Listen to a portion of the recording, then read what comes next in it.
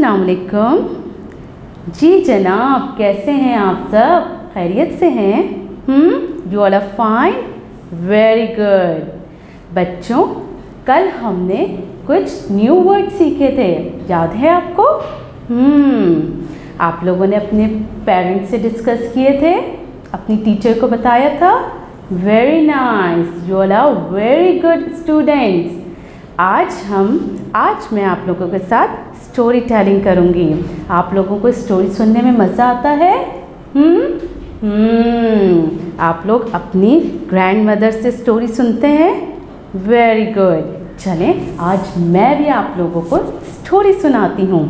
आपको पता है, इस स्टोरी में हमें पता चलेगा कि जब हज़रत अबू बकर सिद्दीक़ रज़ी अल्लाह ताला अन्हु ने लीडरशिप संभाल ली थी, तो तब उन्हें क्या क्या प्रॉब्लम्स फेस करने पड़े थे। ठीक है, चलें अब आप मेरी स्टोरी को गौर से सुनिएगा। हज़रत अबू बकर सिद्दीक़ रज़ी अल्लाह ताला अन्हु was the Prophet sallallahu alaihi wasallam best friend. After the death of Prophet sallallahu alaihi wasallam, Muslims selected him as a leader. On the first day, as the leader of the Muslims, Hazrat Abu Bakr Siddiq Radiallahu Ta'ala Anhu came out of his house with a roll of cloth. The first person he met in the street was Hazrat Umar, who was also very close to Prophet sallallahu alaihi wasallam. Assalamu alaikum. Where are you going? Hazrat Umar asked to Hazrat Abu Bakr Siddiq. Hazrat Abu Bakr replied, Wa alaikum assalam. I am going to the market as usual. I will sell the clothes as I always had. Hazrat Umar explained, but now you are a leader of all the Muslims of the world. You should take care of the Muslims. Who will take care of the Muslims if you go to the market? Hazrat Abu Bakr Radiallahu Ta'ala Anhu understood the point, but something came to his mind. He asked, how I will feed my family if I will spend all the time taking care of others? Hazrat Umar accompanied Hazrat Abu Bakr and they both went to meet the rest of the leaders of the Muslim. They had a meeting. It was decided that Hazrat Abu Bakr Siddiq will be paid some money to earn his family. Hazrat Abu Bakr made sure that he only took the money that he needed to buy food for his family. The money he got was so little that his wife couldn't even cook a sweet dish. Now Hazrat Abu Bakr sat in the Masjid an-Nabawi. He was busy solving problems of the Muslims. Suddenly the news came. Some rich people have decided not to pay zakat to the government. Zakat is the money collected from the rich people and given to the poor one. The leader of the Muslim has to collect the zakat money from the rich every year and then give it to the poor. Hazrat Abu Bakr was very soft and gentleman. He hated fighting. He even fed the people who cursed him. He never hit or abused anyone.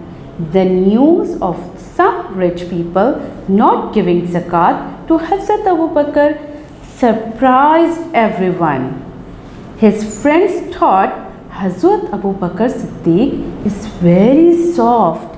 he will not do anything. He will just stay silent about this. Everyone was surprised when they heard Hazrat Abu Bakr say, Allah and His Prophet ordered us to collect zakat from the rich one. We all have to follow the rules given to us by Allah and Prophet Muhammad sallallahu alaihi wasallam. He sent a messenger to the rich family who had refused to pay zakat. The rich people still refused. Instead, they got ready to fight. They gathered an army. For that as well, Hazrat Abu Bakr ordered the Muslim army to get ready for the battle. His friends advised him not to fight on this matter. You are still new. Let's wait for few months and then you can have this fight. They told him Hazrat Abu Bakr knew what he has to do. I must follow the orders of Allah and Prophet no matter what happens. With that, he sent the army to collect zakat from the rich. The rich got scared when they saw the Muslim army coming. They said sorry and agreed to pay zakat. Hazrat Abu Bakr forgave them and gave money collected from the rich to the poor. तो कैसी लगी आपको story? मज़ा आया आप लोगों को? आपको पता है हज़रत अबू बकर सिद्दीक़ रज़ियल्लाहु ताला अन्हु हज़रत मोहम्मद सल्लल्लाहु अलैहि वसल्लम के बेस्ट फ्रेंड थे। जब हज़रत मोहम्मद सल्लल्लाहु अलैहि वसल्लम इस दुनिया से पर्दा फरमा गए थे तो मुसलमानों को सबसे बड़ा चैलेंज क्या था?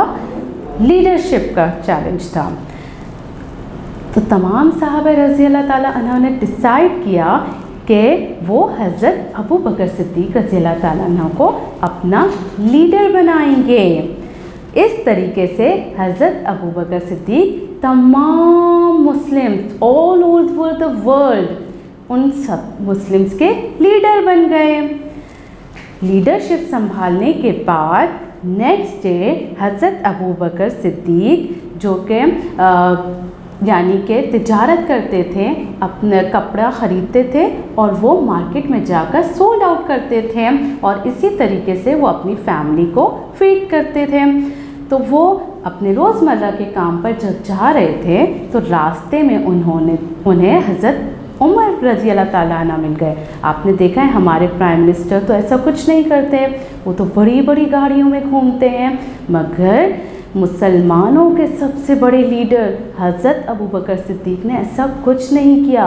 उन्होंने कोई गाड़ी वगैरह नहीं ली, बल्कि वो वही काम करते थे जो वो डेली रूटीन में करते थे।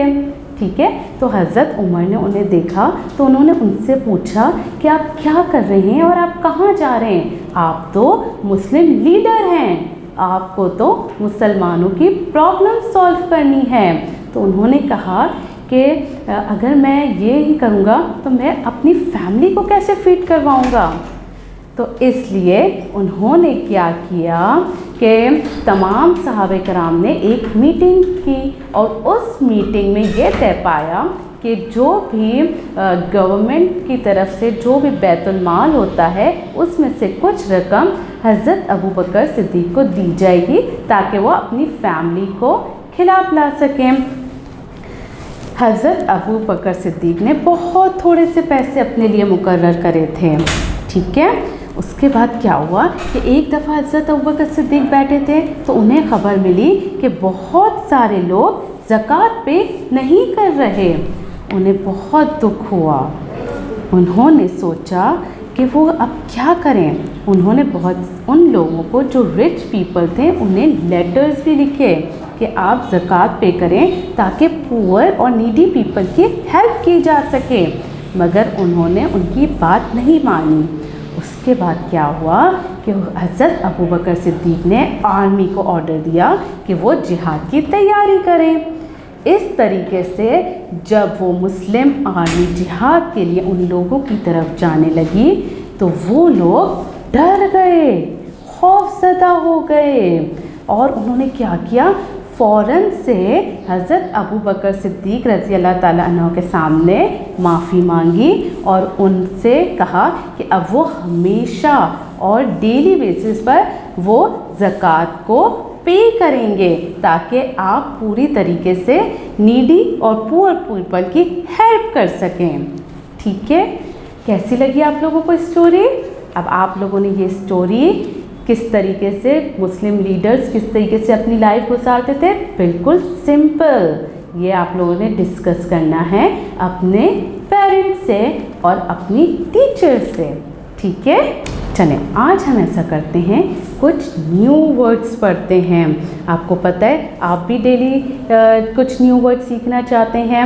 मैं आपको बताऊंगी कि किस तरीके से आप उन न्यू वर्ड्स को अपनी डेली लाइफ में भी इम्प्लीमेंट कर सकते हैं। ठीक है, सबसे पहले हम आज जो चैप्टर पढ़ने जा रहे हैं, क्या नेम है उस चैप्टर का? The right decision. The right decision. Read with me, the right decision.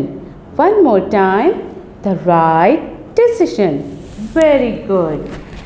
इस चैप्टर में हमें पता चलता है कि जब लीडरशिप हज़रत अबू बकर सिद्दीक़ ने संभाल ली थी तो उसके बाद उन्हें किन किन चैलेंजेस का सामना करना पड़ा था और क्या क्या प्रॉब्लम्स आई थी और उन्होंने किस तरीके से उन प्रॉब्लम्स को सॉर्ट आउट किया था। ठीक है, now we start some new words. So read with me. Making decision. Making decision. Making decision. Very good. One more time. Making decision. आपको पता है मेकिंग डिसीजन का क्या मतलब होता है? यानी किसी भी वक्त डिसीजन लेना। आपको पता है आप जब सारे बहन भाई जमा होते हैं आप लोग, तो आप लोगों को समझ नहीं आता कि आप लोग कौन सा गेम खेलें। एक भाई कह रहा होता है भाई मुझे क्रिकेट खेलना है, तो दूसरा भाई कह रहा होता है कि मुझे फुटबॉल खेलना है, तीसरा कह रहा होता है नहीं मैं तो कैरम खेलना चाहता हूँ। तो आप लोग सब कंफ्यूज रहते हैं, आप लोग को समझ नहीं आती कि आप लोग क्या कर रहे हैं।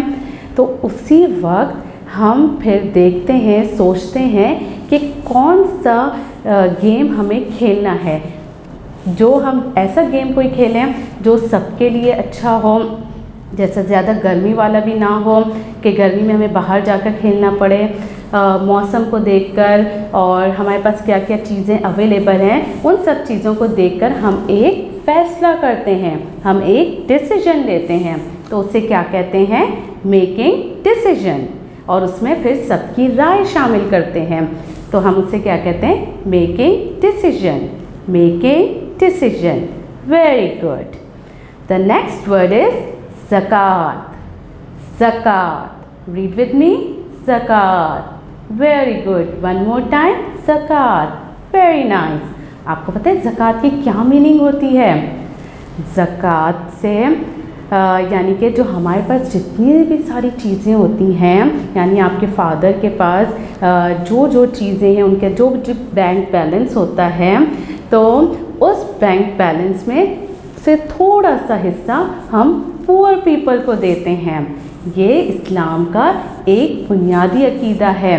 इस्लाम ने अमीर और गरीब को बराबर के हुकूक दिए हैं। तो इसीलिए जिनके पास बहुत ज़्यादा मनी होती है, पैसे होते हैं, तो फिर अल्लाह ताला ने उन्हें हुक्म दिया है कि वो थोड़ा सा अपने माल में से कुछ हिस्सा निकाल कर गरीबों की मदद करें ताकि सब अपनी लाइफ बहुत अच्छे तरीके से गुजार सकें। ठीक है, तो हम उसे क्या कहते हैं? ज़कात। Now curse. Curse. Read with me. Curse. Curse. Very good. Curse means bad words.